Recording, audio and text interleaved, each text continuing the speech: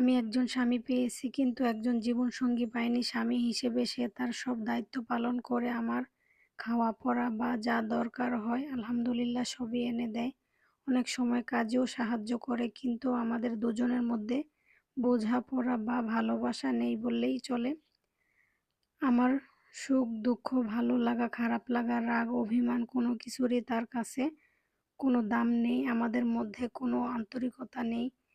সে তার মতো থাকে আর আমি আমার মতো। আমি তাকে বোঝাতে গেলে সে বলে, "আমি কি ৯-১০ বছরের বাচ্চা যে বউয়ের আঁচল ধরে বসে থাকবো? তাহলে কি স্ত্রীকে ভালোবাসা, স্ত্রীর সাথে গল্প করা, আন্তরিক হওয়া বা তাকে সময় দেওয়া এসব শুধু বাচ্চাদের কাজ।" সে অফিস থেকে এসে তার মতো ফোন নিয়ে বসে থাকে। মন চাইলে বাচ্চাকে একটু সময় দেয়, তারপর আবার ফোনে ব্যস্ত হয়ে যায়। রাতে খেয়ে ঘুমিয়ে পড়ে আমি আমার সব কাজ শেষ করে তারপরে শুতে যাই।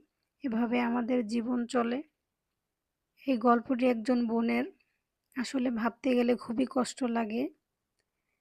যেসব স্বামীরা স্ত্রীদের অবহেলা করেন, সেসব স্ত্রীদেরই জানা আছে অন্তরে কতটা কষ্ট হয় এসব আচরণে।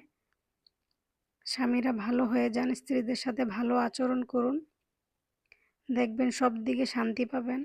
আসসালামু আলাইকুম সবাইকে ও আল্লাহ হাফেজ।